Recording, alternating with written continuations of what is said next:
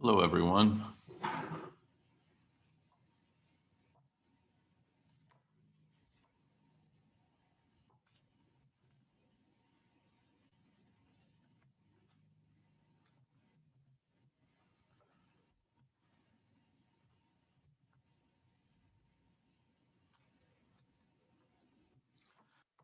Okay, does anyone have any questions? Hello. Hello, how are you, Sana? Good. How are you? Good, thank you. Good to see you all. I'm sorry we're not meeting in person, and hopefully we will next week. How come we're not meeting in person? Well, it turns out I mistook what I needed to do in order to get into the building. So I needed to be Okay. tested today. It takes 24 hours. So once I get that and find out I don't have the virus, which we'll be able to meet in person. So it was just that I didn't have access to the building today because I hadn't come in to get tested in the last 10 days. So there you Okay. have it. It's my fault. And I apologize for that, particularly since I enjoy seeing you all in person. And so, other questions?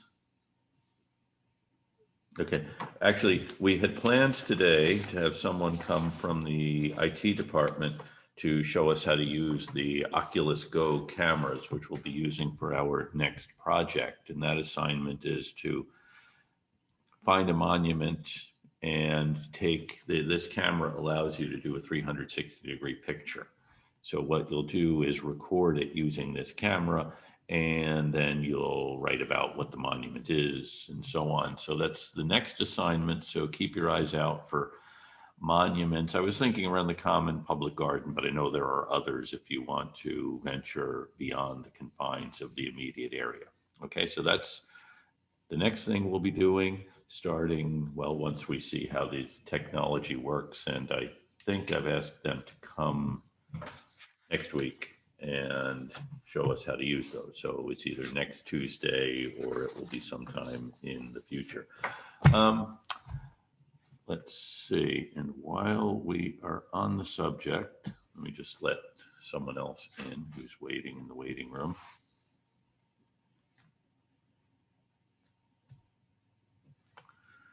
Now, next Thursday, I didn't want to send this out too far in advance. There is a great program at 3:00 available online. Nancy Seychelles, who has produced this Atlas of Boston history, will be talking about it to the Colonial Society. I will send you a link so you can sign up and take part in that. It's 3:00 next Thursday. That is February the 18th.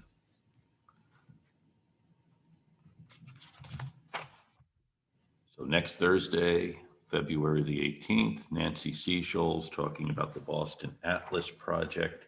That is the good news for those of you who are able to participate. The bad news is I'm actually involved in that, and thus I'm not sure I will be able to make it to our class, but what I will do is have a Zoom meeting in the time after this class for those who want to join me. And if not, it will be taped and you can watch it at your leisure. So that's next Thursday.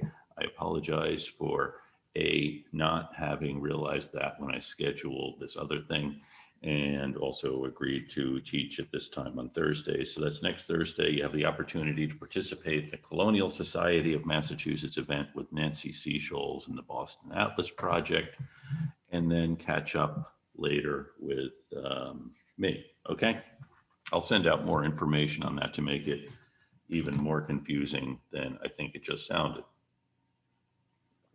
Are there any questions now, since we've covered that? Okay. So I've been thinking about what's happening in Boston in the 1600s, and I'll talk about some of the other big events in that period, unless anyone has other issues they'd like to discuss before I just launch into a monologue on what's going on in Boston. Then, anyone have any questions, concerns? Okay, let me see if I can figure out. I'm sorry, I do. Did you say when we participate next? If we do we get Do we get points or something? Yes, if you participate next Thursday in Nancy Seischel's presentation at the Colonial Society, why don't we say what? You'll get an additional 10 points toward the semester? Would that sound Okay, I'm reasonable? in. Okay, Yeah, thanks. good. As well as the benefit of participating in the event. So it's a win-win. Good, thank you for asking, Sana. So that's 3 o'clock. I will send you the link so you can sign up for it. And let me just see why I'm not sharing what I wanted to share here.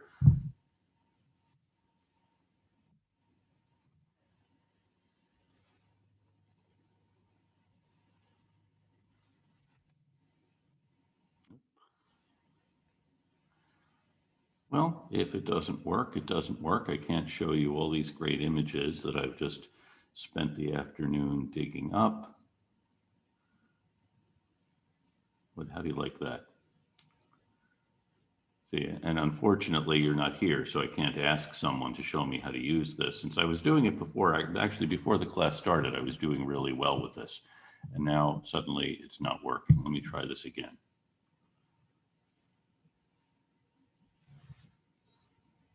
Yeah, doesn't seem to be working. Okay, no problem for me since Are you trying to share the screen? Because I I'm can trying see to it. share the screen, yes. It was working. Well, it was working, but it wasn't showing the thing I wanted to show. What do you see now when you look at the screen? Just a map. You see a map? Yeah. It's amazing. Okay, let me see.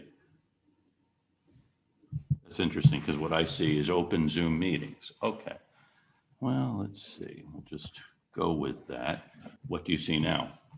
The map. Same map? Yep. I Did it see like the change? map that says Dorchester Flats in the middle. Does anyone else see that? What do you see now? Yeah, I still see the map. Okay. You might have a window open over where it shows your screen sharing. So if you minimize a few, you might be able to do it, but I'm not sure. Okay, thank you for helping to talk me through this. And let's see.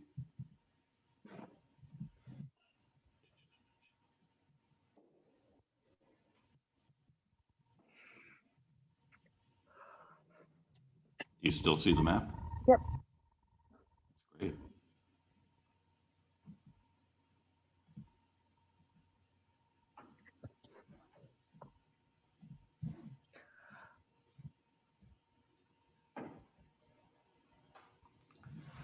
Okay, and now what do you see? Oh, is that it's a guy with the See the guy. Okay, good. Yeah, so now I see what we're seeing. Okay, good. We're all on the same page. Good. Apologies for that. Okay, so let's see. As I think I mentioned at some point, you have this big problem. Well, it's not really a big problem. Well, it is a big problem if you're English, of course. Civil war in England, the Puritans in England overthrow the British government, and that leaves the Puritans here wondering what they're doing stuck here in the middle of nowhere when the real action's happening over there. And that actually leads to a couple of things. One is a reverse migration, people going back to England. Another is wondering, well, what can we do here to hold on and to make sure that we don't simply disappear? And by this time, there are enough folks here really interested in staying. They figure out ways to hold on. Let me just see if I have more on. I actually wanted to show you something else here. Let me just try to open a different thing to show you now that I think I've gotten a handle of this. No, maybe not. Okay, we'll just stick with this. Okay. So what they do is essentially using the codfish that are readily available here, they open a trade with the West Indies. At the same time, the British are colonizing the West Indies, and the 1640s and 50s is the time when the trade in the major product in the West Indies shifts from tobacco to sugar. And on the islands in the West Indies, Barbados, Jamaica, Providence Island, the British are producing sugar. And they're producing sugar, which sugar originates in India, and it made its way westward during the Crusades. Sugar is introduced into Europe, and sugar typically is produced using an enslaved labor force.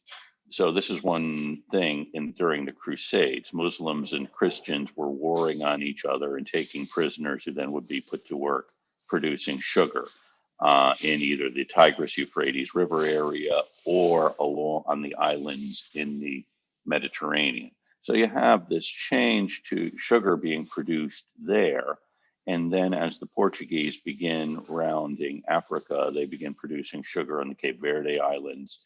And then when the Spanish begin colonizing in the Caribbean, they begin producing sugar in various places in the Western Hemisphere. And this is, of course, the beginning of the transatlantic slave trade from people from West Africa being brought to the New World. And sugar is really the driving force here. And by the 1750s, the British have taken over the international slave trade. Most of the enslaved people are brought either to the West Indies or to South America to produce sugar in Brazil and on these various islands.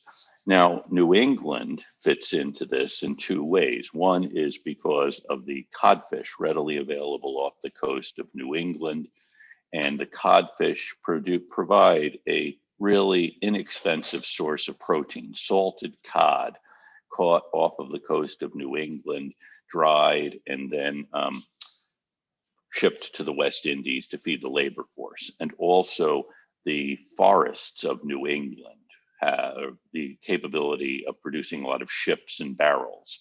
So New England prospers through its connection here with the international slave trade and through sending sugar to bringing sugar from the West Indies in exchange for codfish. And Boston does become a center for rum production, and rum produced from molasses, produced from sugar. So you have this big change happening here, or the development of a New England economy, I should say, with codfish being the essential thing. Now, if you go into the Massachusetts House of Representatives, you'll see a 5-foot-long wooden codfish that's been hanging there since sometime in the mid-1700s, actually hanging in the legislative chamber. Someone donated this when the State House was in the old State House as a symbol of the importance of codfish here. And so that's hanging in the legislative chamber. When the Republicans have controlled the Massachusetts legislature, it points to their side. When the Democrats have controlled it, it points to their side. So codfish, very important. And codfish really are the root of the New England economy. Does anyone know what is on the very top of the Golden Dome of the State House? No. You don't know, Sana? Has anyone seen the Golden Dome of the State House? See, this, if we were in class, this is when I would take us outside so we could see it and look up at it, figure out what's up there. I'm looking it up. Is it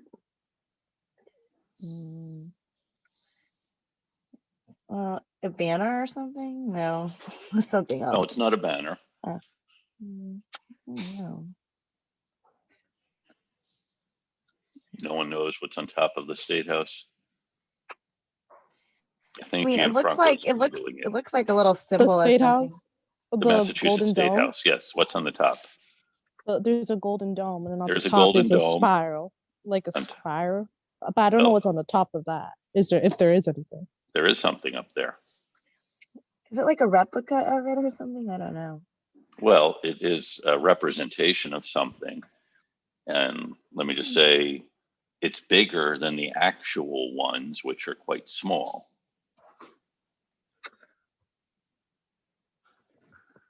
No one knows.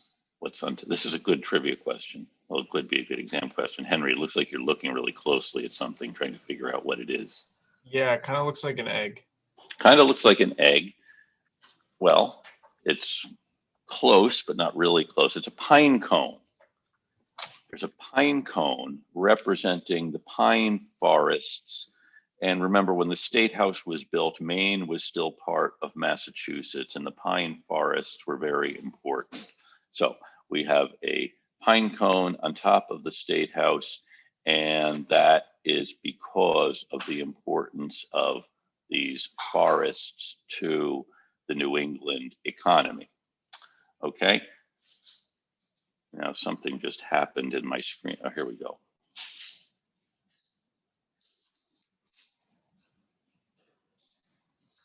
I'm actually trying to open a different thing because I realized I had a much better PowerPoint to show you, and I apologize now for this.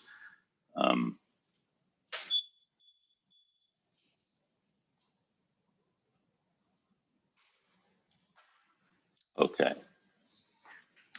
So codfish, pine trees, this is beginning to make the New England economy really turn in a way that it hadn't before. And with this growing economy, of course, there is a question about what is it we are doing.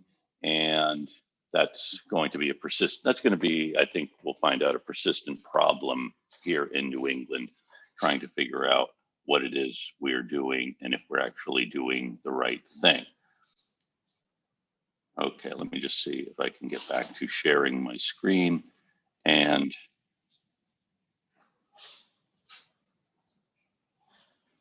that's not it at all. Tell me, what do you see now? A guy. Okay, I see your I presentation. must not have done Is so. that some guy? Yeah, that with guy? John No. Winthrop, Yeah. I Yeah. think. Oh, John Winthrop. Thank you, Kathleen. Kathleen is clearly learning something here. And Hey, let I me said just it go back. too. Yeah, I think you did after Kathleen did. Okay. Yeah, I think this is the wrong one. Okay.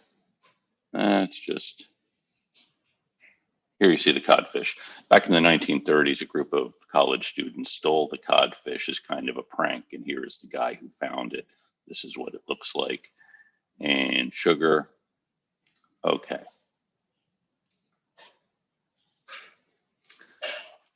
Okay. Anyway, let me stop sharing.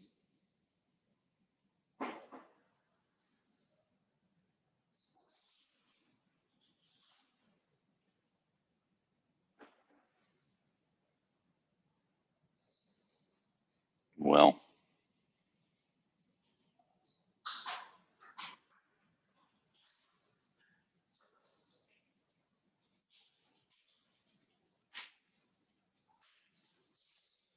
okay. Let me just tell you what's happening without the pictures, even though it's nice to look at them. Okay, so you have this New England economy growing, and you have one other thing that happens, big thing, in the 1660s. I mentioned the Civil War in England. A lot of people go back to England. And in 1660, the bad news for the Puritans who went back to England is that the monarchy returns in the person of Charles II.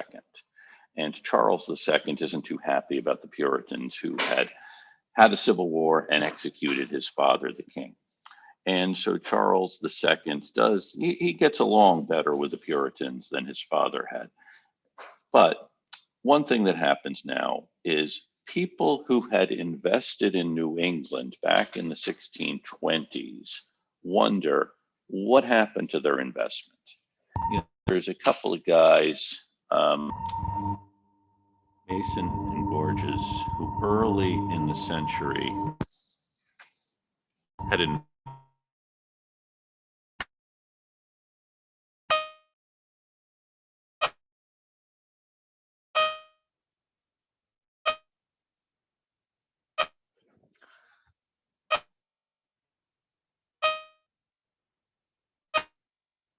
We can't hear you, by the way. Yeah, I thought it was just me or something. That you. Yeah, I unplugged my headphones thinking it was me too. Okay. Can you hear me now? Yeah. Yeah, we can hear you. Yeah. Okay, my apologies for that. You know what? Randolph gets here and he can't believe what he finds in New England.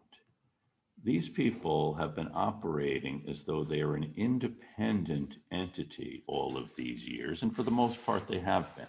There hasn't been any oversight from the British Crown, partly because for about 20 years there wasn't a British Crown, and these folks just acted like they ran the place.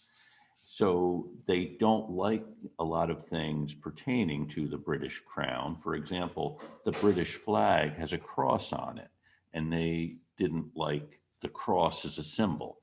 So if they had to fly a British flag, they would cut the cross out of it. They also didn't allow the Church of England to practice here. They thought the Church of England was idolatrous.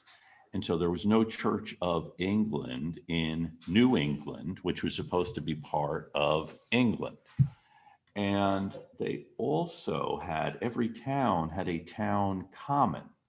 Each town had been formed with a common area that belonged to everyone. That's not something you would find in England.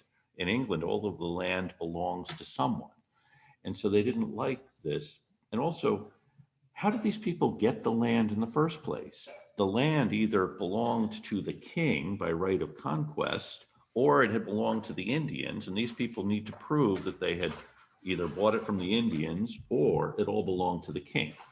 So one thing you see in the wake of, you see a number of things in the wake of this. One is a frantic buying of land from the Indians. If you go to the Massachusetts archives and look at the various records, they have tremendous records in the Massachusetts archives from the 17th century.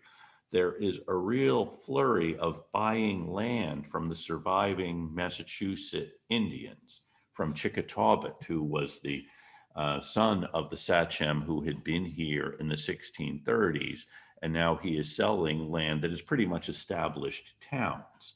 However, if you can't prove that you have title to this, it belongs to the king. And you have other issues. The Massachusetts folks, marriage as we know it, as a religious ceremony, is not in the Bible. So they didn't see marriage as a religious rite, but as a civil rite, R-I-T-E. So there are no weddings performed in the churches, in the meeting houses. And that's not something they do in England. In England, marriage is something sanctioned by the Church of England. So you have all these real peculiarities here in Massachusetts. Also, another thing that they're doing in New England, they've created a whole code of laws.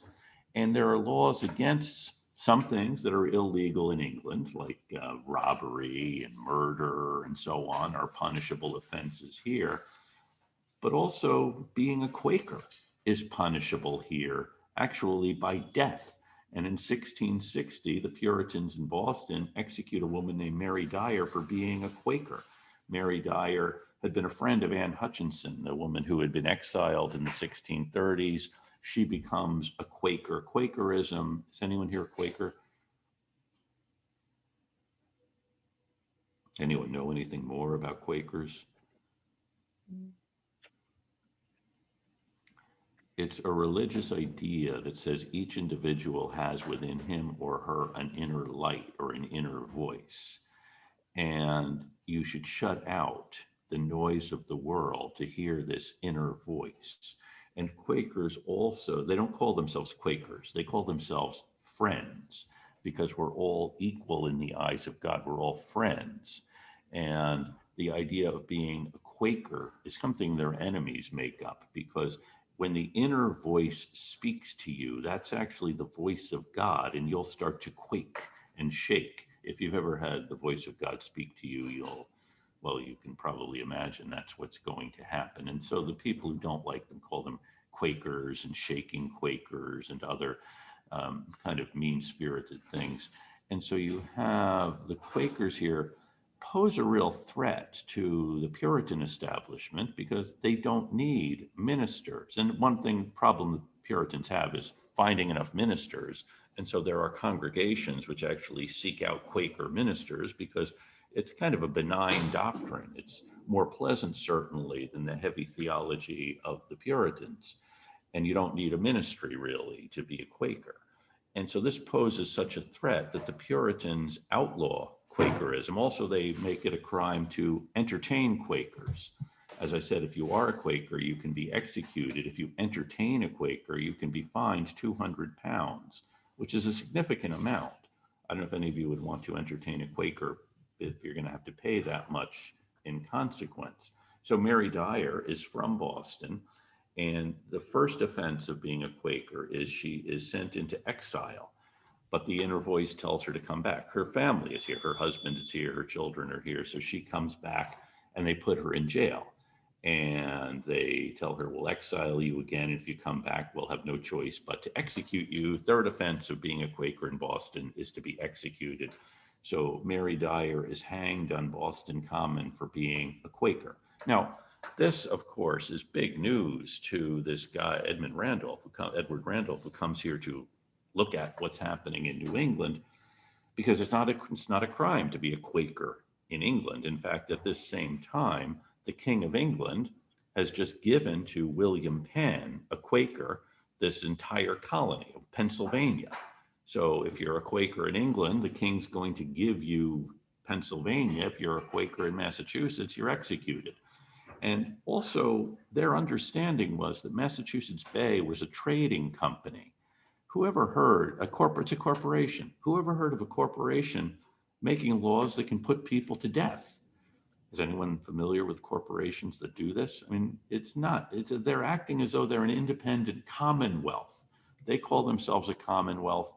And remember, the Commonwealth of England is what had executed King Charles I. So it's not going to make King Charles II feel really warm and fuzzy about the Commonwealth of Massachusetts. So you have all of these problems that Randolph sees here, and not the least of which no one knows what happened to the property of Mason and Gorges. Now, that's one big issue. The other big issue is this. Along the St. Lawrence River, which the French control, the French have established New France. And New France extends into the interior, and the French are beginning to send more folks to New France. And France and England during most of this period are at war. And the British Crown looks at a map and says, okay, you have New France, this huge expanse along the St. Lawrence River. And then to the south of it, you have New England.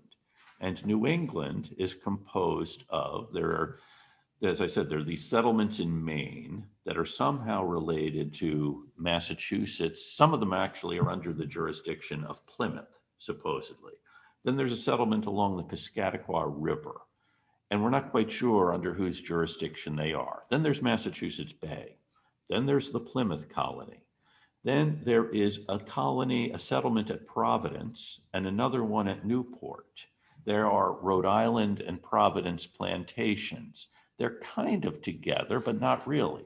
Then in the Connecticut River Valley, along the upper Connecticut River Valley, you have settlements that are tied to Massachusetts Bay. You go further down, and there's settlements there's a settlement at Hartford and another at New Haven on Long Island Sound. And settlers from New England have gone across Long Island Sound to Long Island. And then you go westward, and there is now New York, which had been New Amsterdam. So you see, you have about 6, 7 little colonies here in New England. And in the 1670s, one of the big things that happened was a war with the native people all across New England, which killed about 9,000 people in this area. And one of the problems for the English was their disunity, the fact that they couldn't really agree. And the war with the Indians nearly wipes them out. So if we're sitting in England thinking about this problem, we see the French are expanding along the St. Lawrence, and we have all of these little colonies in New England which can't get along with each other, can't agree with each other, and the French are allying themselves with the native people And it would be really easy for the French to use their alliances with the native people to wipe these folks out in New England. And that might, I mean, we're not really fond of the people in New England, but it is New England. And if the French take it over, that's really bad for England. So you have this issue in the early 1680s. And plus you have the fact that the Massachusetts Bay has overstepped its authority with the charter. It's executing people, passing all kinds of laws that are repugnant to the laws of England, not allowing the Church of England to function. And what the British government decides to do is combine all of the New England colonies into one Dominion of New England, which makes a great deal of sense. Instead of these little colonies, you'll put them all together into one administrative thing.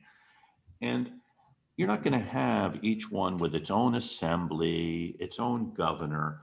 You'll have one governor chosen by the British Crown, and he will get to appoint advisors who will form a council. And it's not enough that the New England isn't just what we think of as New England. Because as I was beginning to say, you get to New York, which had been, a Dutch colony the English have taken over. And then also New Jersey was part of that whole New Netherlands orbit.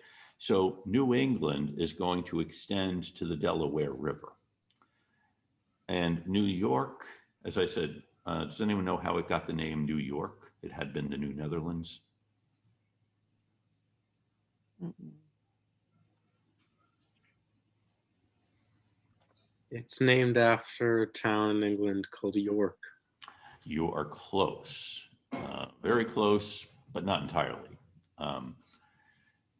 The town in England, there had been a big war in the 1400s between two rival factions for the British crown. There was the House of Lancaster and the House of York, based in the town of York. And when the York faction wins, and the Duke of York is a title typically given to someone who is in line for the British crown. And in 1660 or so, when the British took New Netherlands from the Dutch, the king, Charles II, gave it to his brother James, whose title was the Duke of York. So it becomes New York because it is the territory of the Duke of York. And the Duke of York then gets to appoint his own administrative apparatus here. And he sends over a guy named Edmund Andros, and Andros is Sir Edmund Andros, and he does govern New York in the 1660s and 1670s. And during the war with the Indians, he thought this would be a good time for New York to stake its claim to the Connecticut River Valley, because the Dutch had claimed the Connecticut River Valley, and he knows New Englanders are distracted with their war with the Indians, so this would be a good time to send a few ships up to the Connecticut and claim it. It's unfortunate timing for Andros, because the Connecticut militia were mobilized at that particular time, and they're able to prevent the New Yorkers from landing. But it belongs to the Duke of York, and he had a governor in place. And now New York is actually going to be the capital of the Dominion of New England. The governor will be in New York. He may appoint a deputy to be up in Boston, but this would be pretty much be the end of Boston as an important place. It will be a satellite, a minor place in the orbit of New York. And so what the Crown proposes in the 1680s is taking away the charters of these different colonies, combining them into the Dominion of New England, having them governed from New York by Sir Edmund Andros. And this will be a good administrative solution to a problem that the Crown sees here. And of course, people in these colonies don't react to this in the way perhaps that they should, but there's not a whole lot they can do because of course the Crown controls things.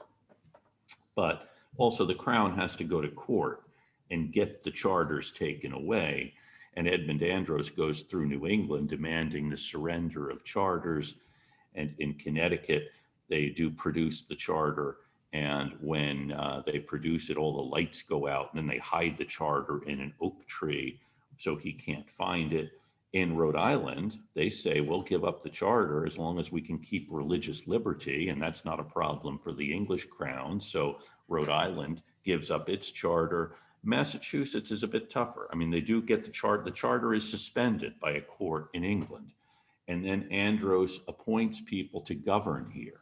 He has warships out in the harbor, and a lot of the merchants in Boston think this is probably a pretty good thing, because they don't like the fact that the Puritan ministers have a lot of power here in Boston. I mean, all of these laws they have are passed by these Puritan ministers. It's one reason there is such a strict legal code here, a strict theological governance here. And they're kind of happy to get out from under the thumb of the theocracy. They're happy, that is, until the Andros and the council say, you know what, we really have to raise taxes. Towns have to pay more in taxes. Towns can't have common land. All that land is going to be sold. So you have the crown extending its power, trying to extend its power throughout New England, and then running into resistance here. But it's unclear if the resistance can actually amount to anything. Now, Increase Mather is a minister in Boston, and he had spent a lot of time in England when there was not a crown, that is during the period of the Commonwealth, and he goes back to England to try to negotiate to get a new charter. Not clear if he can do anything. And here in Boston, the merchants start saying, well, we really don't like having to pay taxes to this new regime of these counselors. So you begin to see almost an alliance among some of the merchants and some of the ministers, but it's unclear if they can do anything. The big news is that in England, you also have a move against James II. James had become king. When Charles II died, James becomes king. And James, in the eyes of many of the English, and also virtually all of the New Englanders, has a major strike against him as far as being a legitimate monarch. And the problem for King James, anyone know what the problem James II has is in the eyes of the New Englanders? The former Duke of York, friend of Edmund Andros, patron of Edmund Andros, I should say.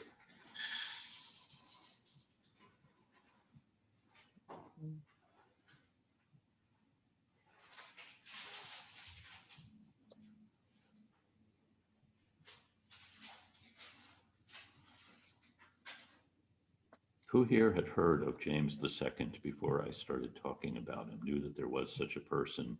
I Who didn't was know there was king of such a England? person. You did know or didn't know? I didn't know, Didn't but know. I'm Okay, so Googling James, it. okay. He's the king of England and Ireland. We Yes. went over I remember going over this kind of stuff in like 5th grade. Really? but- Wow. Yeah. I think I Yes, heard Stephanie. about James II because I wrote a research paper on Ireland and Yes. Britain Yes. and their relationship within each other, Okay. but And only did in you- passing. So, but you knew that he existed, but don't know much more about him. Mhm. Okay. Well, unlike Charles II and Charles I and James I and Elizabeth, who had been the monarchs in England for the previous 100 years, James II had not renounced the Catholic faith. He was not part of the Church of England. He was a Catholic. And to the Puritans, that was similar to being, that's like being the Antichrist. So they don't like James II because he's a Catholic. And he's not as effective a monarch as his brother, Charles II, had been. And so there is a move to oust James II from the throne. And in 1688, the Protestants in England and various of their allies do oust James II. He goes off into exile in France. And the new rule is you cannot be the British monarch if you're a Catholic. And so what happens then is, in Parliament, by the way, is the one doing this. Remember, Parliament had ousted Charles I. And then Charles II had come back in, and Charles II said, well, I do have to get along with Parliament, and he figures out how to do that. James II, not as good dealing with Parliament. Also, he's a Catholic, and he gets kicked out in 1688. And then Parliament says, well, we still need a king, because they had tried not having a king back in the 1640s, and it didn't really work. And they say, okay, we'd like to have a king, but we're the ones who choose who the king is. So Parliament ousts the king, and then Parliament hires a new king and queen. And big first stipulation is the king or queen cannot be a Catholic. Second, the monarch has to have some connection to the royal family, because we have this idea of a royal family, royalty being something of succession. So happily for everyone, not the least her, James II's daughter, Mary, is a Protestant, and she's living off in Holland. She's married a Dutchman named William of Orange. And so Parliament invites William and Mary to come to England, be king and queen, and they give them a list of rules they have to follow. And William and Mary agree. They will be king and queen of England. They'll be Protestants. They'll listen to Parliament. And the British call this the Glorious Revolution, because they throw out the king. Parliament especially calls it a glorious revolution, because this really establishes Parliament as the driving force in British politics. If Parliament can fire the king, hire the king, then Parliament is really the entity running things. So this is what's going on in England at the time. Our friend Increase Mather goes there to try to get a new charter for Massachusetts. And, you have to understand, with all of this happening in England, whatever is going on in Massachusetts isn't really a high priority. However, no one in England wants to have France taking over New England. So it's something of an area of interest. And the fortunate thing is Increase Mather did know William of Orange, and so is able to meet with him and gets a new charter. Well, he's doing this. He's in the midst of trying to get a new charter, because the new king and queen aren't going to be really happy when they find out what's happened in Boston.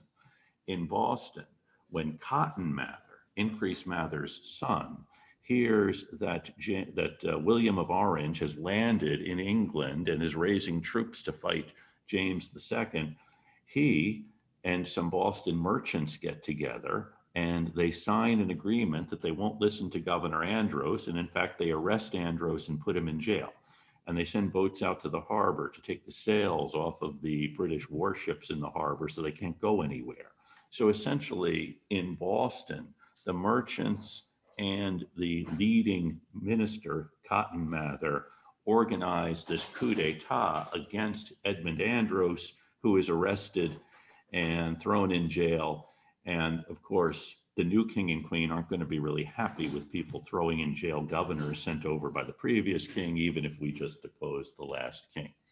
So this is what's happening in Boston in 1688. You have this uprising against Andros and the Dominion of New England. And meanwhile, back in Old England, Increase Mather is negotiating with William of Orange to get a new charter for Massachusetts Bay, which he does. And the new charter says Massachusetts will include Maine. It will also include Plymouth. And the governor will be appointed by the crown, but the towns will still get to elect an assembly. So you keep the elected assembly, the town meetings, the other things, but there is a governor appointed by the crown kind of to keep an eye on things. So that's kind of a big change. It's less of a change than there might have been with the overthrow of Governor Andros and the establishment of a new charter. And this is all done to partly to help fight against the French, who are expanding along the St. Lawrence River. Are there any questions on this?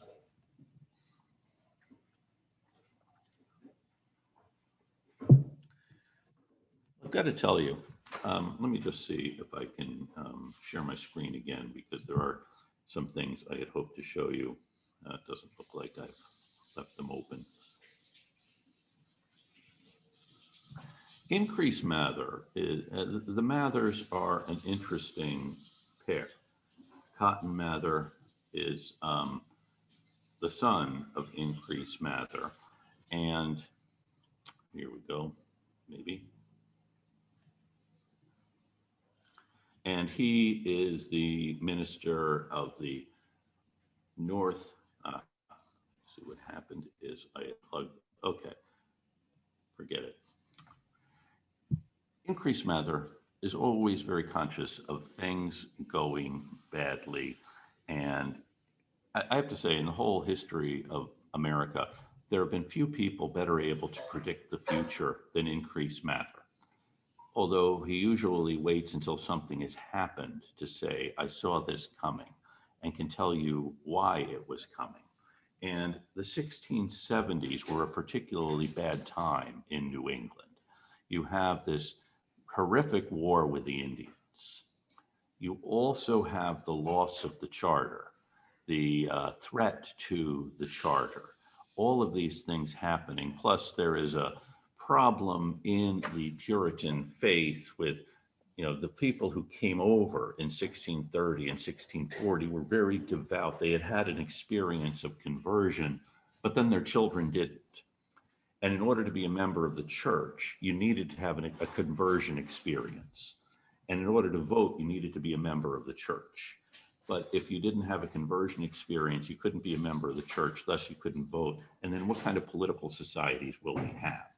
So what can we do about this? Because our children don't have the same faith we do. It's a problem that parents often have, a generation often has. And so you have all of these problems in New England, and none of these problems is just a problem in and of itself. For the Puritans, every problem was related to how God is feeling about us. And even though we don't think anything we do can influence God to be good to us, God generally is good to us. If we go astray, God is going to punish us. So the war with the Indians happened because we had displeased God. Our children have less faith because we have displeased God.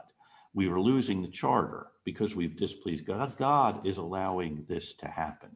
And Increased mather says, before he goes off to England, with all of these things happening, we can expect to see those agents of the devil, witches, appear among us.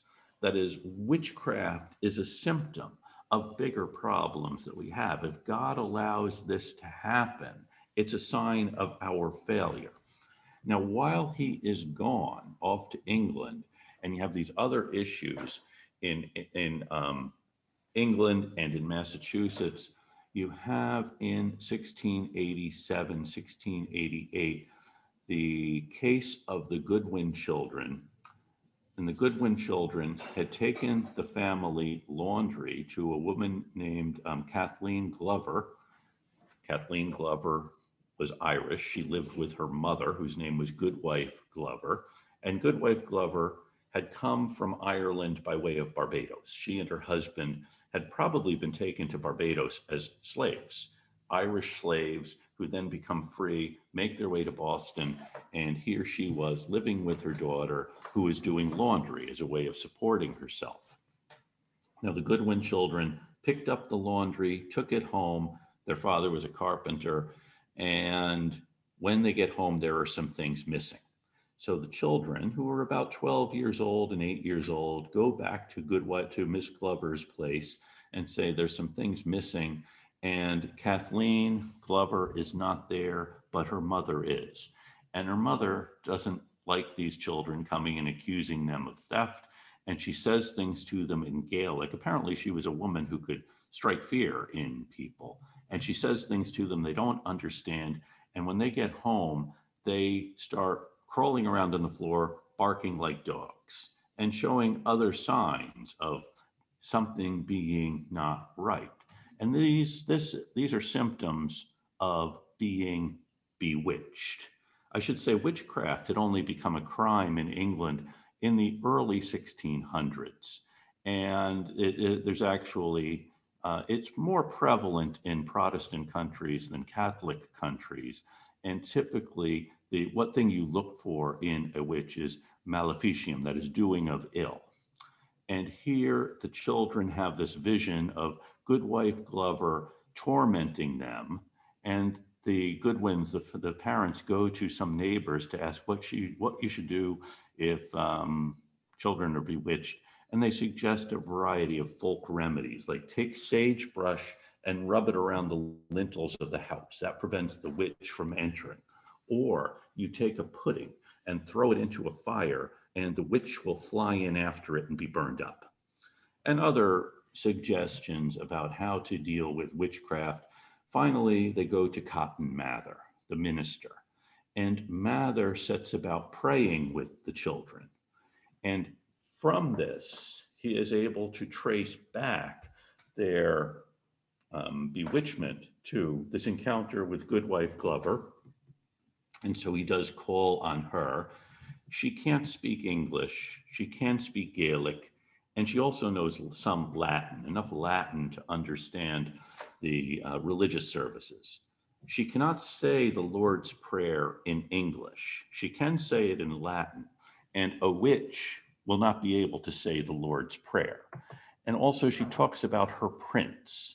And by the way, I should also say that her husband, before he had died, had said, "My wife is a witch," or something that sounded very similar to that. And so she was known as being kind of an unpleasant woman with a sharp tongue, and often unpleasant older women with sharp tongues were taken to be witches for a variety of reasons. Anyway, Cotton Mather prays with her, and she also says she's put on trial for witchcraft. They also find in her house a couple of dolls. Having a doll is also a sign that you might be a witch. And it's these dolls that she used to torment the children. And Cotton Mather, spending a lot of time with Goodwife Glover, writes a book about this, actually after she is executed for witchcraft. And she says, even if you execute me, you're not going to, the children won't be cured. And the children do continue showing symptoms of this torment after Goodwife Glover dies, but ultimately they get over the torment. And Cotton Mather writes a book about this experience called Wonders of the Invisible World, where he's really writing about witchcraft and what happens when there is an outbreak of witchcraft and how to counter it. Now, there had been other outbreaks of witchcraft in New England before. There was one in Hartford in the 1650s. And they often have the same kind of pattern. This one involving the Goodwin children and Goodwife Glover ends with Goodwife Glover's execution in 1689, and then with Cotton Mather writing a book explaining what happened. And then, as I said, Increase Mather had said, we can expect to see witches appearing among us because of all of these other problems. This he sees as a symptom. And then in 1692, there is another outbreak of witchcraft in Salem. Now, people knew Cotton Mather had written the book on witchcraft, so he is called as a witness in Salem. And one of the big contributions he makes in Salem, if you're familiar at all with the story, you know that a group of girls in Salem start accusing neighbors of witchcraft and will go into spells and other kinds of behavior once they see one of these people. They see them, and also saying that the specters of these people appeared to us. Now, for Cotton Mather, this spectral evidence is evidence that someone is a witch. So, for example, I don't want to use anyone in the class as an example of someone who might be a witch, but if you see someone's image and they're tormenting you, even if the person is not there, that's a sign that person is actually a witch. And in Cotton Mather's reasoning, God would not allow a good person's image to be used. That is then evident that that person actually is a witch. And this is one reason why by the middle of 1692, there are about 150 people in jail in Massachusetts for witchcraft. Although the outbreak was in Salem, you have people in Boston being accused, for example, the governor's wife and others being accused of this. At the same time, there's a war going on the frontier of Maine. A long story about witchcraft in Salem, which we could tell if we were talking more about Salem.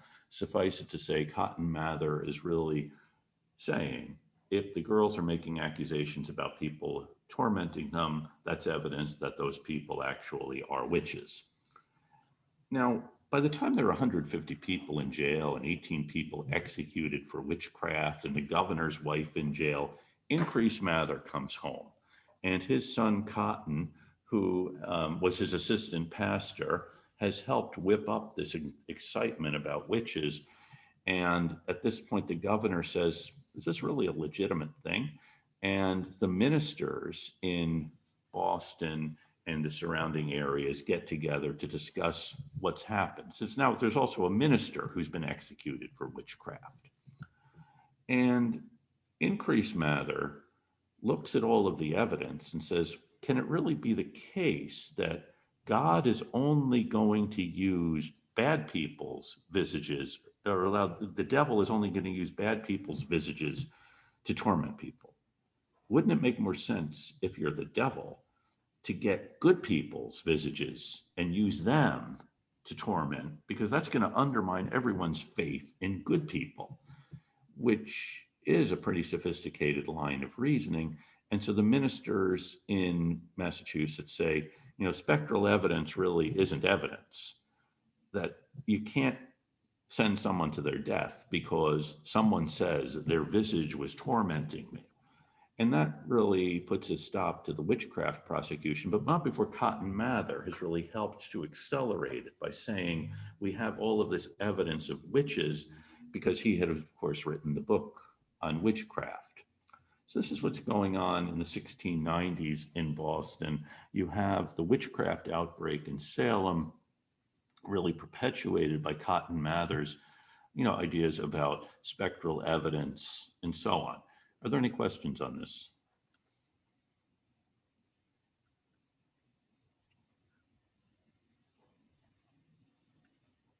No, just enjoying the lecture. Oh, well, thank you, Sana. You're welcome. Now you have, Boston still is developing its trade with the West Indies, but you still have a greater threat from the French in Canada. And a couple of things happen, again, in 1711 or so, that really are going to change Boston. And this is the British Empire. And in 1706, Britain and Scotland, England and Scotland combine their parliaments together and become the United Kingdom. And also, as a number of you have pointed out, the English had colonized Ireland in the previous century and Wales a century or two before. So England, or Britain, is really attempting to expand, and you begin to see the colonies playing more of a role. Now, in the summer of 1711, Boston Harbor was filled with British warships. There was a huge force sent here, and the soldiers would have trained on Noddle's Island, which was the major grazing area for the sheep and cattle from the town of Boston. Noddle's Island is today East Boston, essentially the area that is Jeffreys Point and Orient Heights, and Hog Island a little bit to the west, which is now Orient Heights, Eagle Hill, and Jeffreys Point, where Noddle's Island. You have a huge British force training here. And people in Massachusetts are really happy to see this British force going to take on the French. This is a planned invasion of New France. They are going to take Quebec. Several thousand men are part of this expedition. And so they're spending the summer of 1711 training on Noddle's Island. And then in July, they sail for the St. Lawrence River. And it's hard to find good pilots who know the navigation of that area here. particularly if they're French speaking, they might actually be allied with the French. And this huge British force sails up to the St. Lawrence River, and they get into the St. Lawrence, and they've misread the charts. There's a lot of fog, and they think that they're in the middle of the St. Lawrence, which is a wide river, but actually they're quite close to the shore. And there's a heavy tide and wind that sends many of these ships crashing into the shore. This is actually the worst naval disaster in the history of England. In the late summer, early fall of 1711, more than 1,000 men drowned in the St. Lawrence River in this expedition to try to take Quebec. So imagine this: here in Boston, we've been, getting along, and we've had this big British force finally going to take on our enemy. And the French and their Native American allies had been attacking settlements in New England for the previous 15 years. In 1704, there was an attack on Deerfield in the Connecticut River Valley. There are other attacks in Maine, and now we're actually doing something about this, but our attempt to do this fails utterly. You can imagine how devastated people are going to be with the loss of this British force along the St. Lawrence. And it's a sign that we've really failed. Again, if something bad happens, it's because we have done something to displease God. And then in October, a woman, Mary Morse, who is an oakum picker, that is one of the important things in a maritime town like this. Two of the really important things are making rope and caulking ships. And you caulk ships with lint you pick out of old rope and out of old cloth. Being an oakum picker is not a skilled occupation. It's something you do when you can't do anything else, but you still need to support yourself. And Mary Morse was an oakum picker, and she lived in the central part of Boston, near the docks, near the townhouse that was the center of town government, and near the first church, an old wooden structure built in the 1630s. So it's about 90 years old at this time. One of these wooden structures they've kept. It has a thatched roof, and the townhouse, again, built in the 1680s. Very narrow, crowded streets, and she lives in a little hovel here along the docks. And she spends her days picking oakum to caulk ships. And after a day of picking oakum, she has a bottle of wine and drinks too much, falls asleep, and the candle that she had left burning catches fire, and it's going to destroy the entire business district of Boston. A new governor is arriving by ship, and he can see a pillar of smoke 60 miles out to sea from the fire consuming Boston.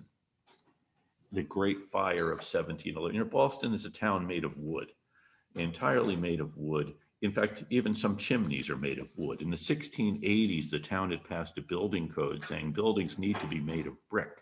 But that doesn't mean we're tearing down all of the buildings made of wood and rebuilding them. That would be really prohibitively expensive. New buildings will be built with brick, unless, of course, you can get away without building it of brick. But this fire destroys most of the downtown area. If you think about the area where the Ames building is, that entire area down to where Faneuil Hall is, and then down along Congress Street, and that's the entire waterfront area, is all destroyed in this fire. The north end is spared. The wind had shifted, and thus in early October of 1711, Increase Mather has a fundraising service at the North Church, his church.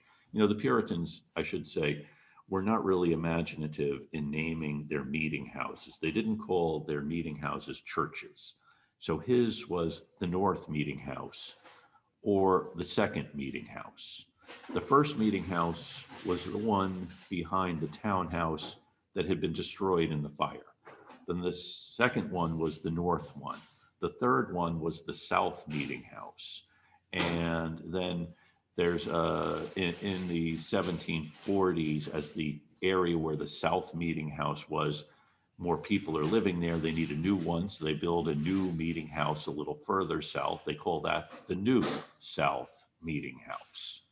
And then when they build another new meeting house on Hanover Street, they call that the New Meeting House. It's built of bricks. They sometimes call it the Brick Meeting House. And Cotton Mather's becomes the Old North Meeting House. But don't confuse the Old North Meeting House with the Old North Church. That's an Anglican church built in the 1720s. Another thing I should have mentioned, part of the settlement with the arrival of the new charter and you get to keep your government was the creation, the allowing Anglican churches to operate in Boston. So the first one was called King's Chapel, which is still there. That building was built in the 1740s to replace the old one.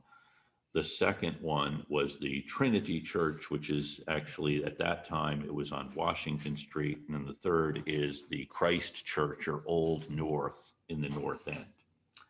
But meanwhile, Increase Mather has a service at the North Meeting House to thank God for sparing most of the town, also to raise money for the sufferers, the people who were displaced by this devastating fire. And as I said, Increase Mather has a real knack for predicting things after the fact. And just as he had predicted there would be witches for all the reasons he said, he knew there was going to be a fire. He knew that God would send a fire to destroy Boston. And he knew this because of the sinful ways people in Boston were showing. And for Increase Mather, and Mather also pointed out, instead of lamenting the fact that so much of the town was destroyed, we should thank God that the whole town wasn't destroyed. And also we should remember, if everyone left the North End to go fight the fire in the rest of the town, well, what if the wind had shifted? Next time there is a fire, make sure you don't leave the North End undefended from it. By the way, the thing firefighters would do in this time mainly is pull down the buildings before they caught on fire to prevent the fire from spreading. So he warns about leaving the North End undefended. And also he says we should thank God that so much of the town remained. A righteous man, Increase Mather said, can stand on the ruins of the whole world and say, I have lost nothing. And he also says he knows the reason God sent this fire. It's because men have adopted this really foolish custom of shaving their own hair and wearing wigs. He thinks wigs were just really a ridiculous thing, and it was the new fashion. Men were wearing wigs, and it was because of the vanity shown by wig wearers that God had sent this fire to destroy Boston. Sorry, I don't have handy a picture of Cotton Mather, Increase Mather's son. The most notable feature about him, of course, is his really elaborate wig, which you can see in the book, The Short History of Boston, which you are all reading, because Cotton Mather figures in that. So Cotton Mather, Increase Mather does thank God that the whole town wasn't destroyed. And then in the wake of this, in the wake of the Great Fire, Boston rebuilds.